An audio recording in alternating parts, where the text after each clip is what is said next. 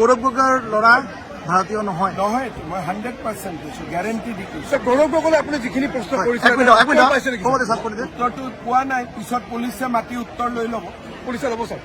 সাক্ষীটো ল'বই লাগিব কাৰণ এইটো এটা পাকিস্তানৰ নাগৰিকৰ বিৰুদ্ধে কেছ এটা সেইটো তদন্ত কৰোঁতে কথাবোৰ ওলাইছে গৌৰৱ গগৈৰ ল'ৰাও ভাৰতীয় নহয় ছোৱালীও ভাৰতীয় নহয় মোৰ হাতত পাক্কা প্ৰমাণ আছে আৰু ল'ৰা ছোৱালীকেইটাই নিজেও নাজানে যে আমি ভাৰতীয় নহয় বুলি দেউতাক মাকে কৰি থৈ দিছে কামটো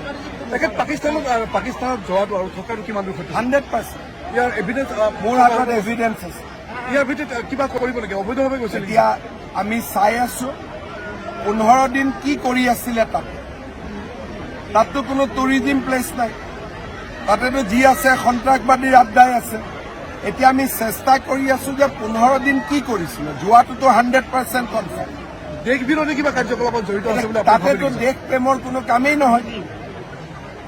পাকিস্তানত দেশ ভাৰত প্ৰেমৰ কিবা কাম হ'ব নেকি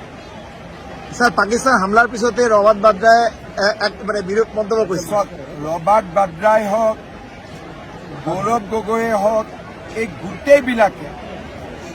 তেওঁলোকৰ ভাৰততকৈ পাকিস্তানৰ প্ৰতি চিন্তা বেছি আৰু সেইকাৰণে কাৰো পোষ্টত পাকিস্তানক গালি পাৰা আপোনালোকে নেদেখিব চব মাজে মাজে লিখিব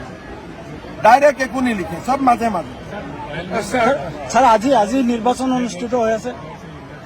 देखिए बांग्लादेश मेरा नहीं लगता है कुछ कर पाएगा लेकिन ठीक है अगर कुछ करेगा तो लिखा जाएगा স্যার ঘর সত্যি বিভীষণ নাকি স্যার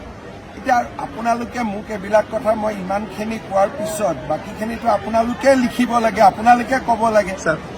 আপোনালোকে যদি নকয় তেতিয়া আপোনালোককে মই সুধিব লাগিব আপোনালোক কি বুলি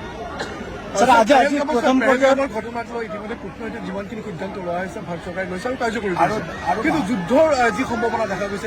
মই ক'ব নোৱাৰো কিন্তু মোদী ডাঙৰীয়াই যি কৰিব লাগে নিশ্চয় কৰিব স্যাৰ আজি যুদ্ধ হৈছে স্যাৰ আজি প্ৰথম পৰ্যায়ে বাংলাদেশ সীমান্তটো কিমান দূৰ